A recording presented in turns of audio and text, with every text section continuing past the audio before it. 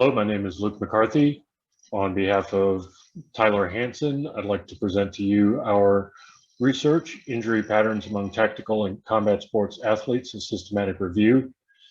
Thanks to Dr. Shane Murphy from the School of Integrated Physiology and Athletic Training for his guidance on this project. We divided our cohorts into two different groups, primarily combat sports, which are all the striking sports that you would think of, plus judo as well.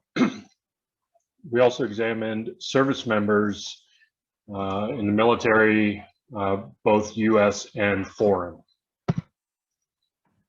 In the service member cohort, what we found is that they are a member of the uniformed service and they train in a variety of ways. It's not just all running and calisthenics. There are a variety of loads that need to be carried and considered when planning their training programs. And typically careers begin around at age 18, some as young as 17. In combat sports, we define that as a competitive contact sport, one-on-one combat. And there you see our striking sports that I mentioned earlier, as well as the grappling sports. And mixed martial arts is kind of a combination of the two of them. Their training frequently focuses on high volume of exercises, high frequency, and low to high intensity, depending on where they are in their training cycle, getting ready for their next match. They practice not just cardio and weights and calisthenics, but it's practicing their skills in sparring, practicing their drills, which can be heavy bag or partner mitts. They may do low or high intensity sparring, as well as the conditioning. People can start training combat sports any age and are typically long-term or lifelong pursuits when you get to the higher levels. We wanted to undertake this study to see if there were similar lower extremity injury patterns among service members and combat sports athletes. Using PubMed, we used our search strategy broken down by population. These were our keywords for population, anatomical area, any of those lower extremity points that I mentioned, and then finally by injury. We wanted to see the rate, occurrence, and incidence. To be included in our project, it had to be a study involving combat sports athletes or service members. It had to identify the injury location, specifically, lower extremity, and if it is lower extremity, where, and then the mechanism of injury. We excluded anything that wasn't available in English, was published prior to 2009. That was a little far outside of our current research window, and if it was unavailable in print or electronically.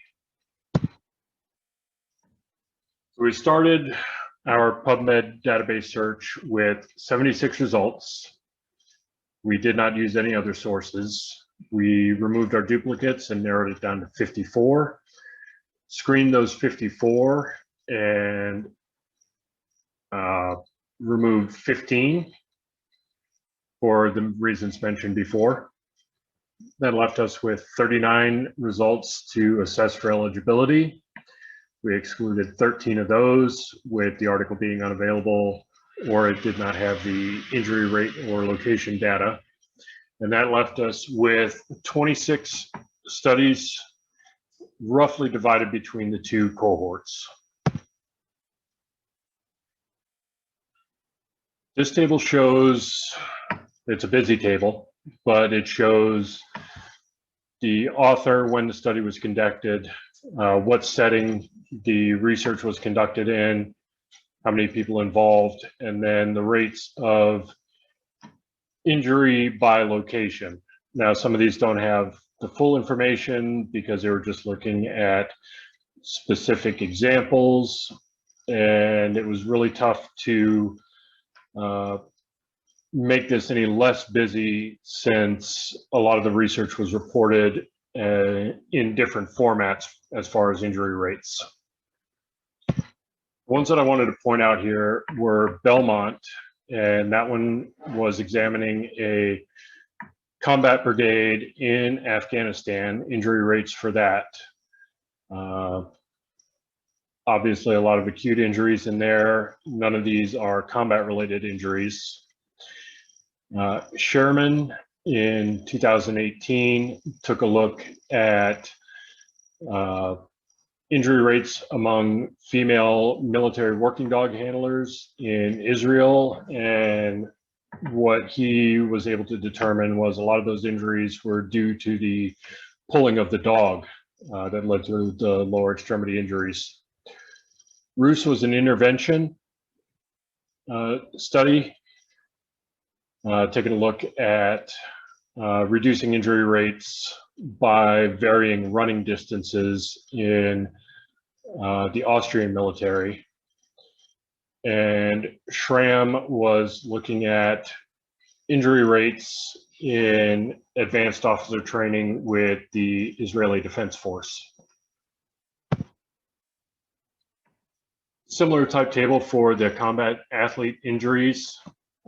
And the four that we wanted to highlight here are more long-term studies. They were done over at least 10 years.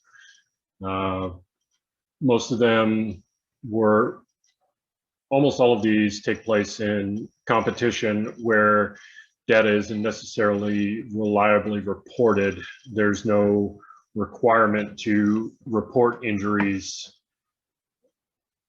during competition. So many of these are anecdotal from the athletes themselves.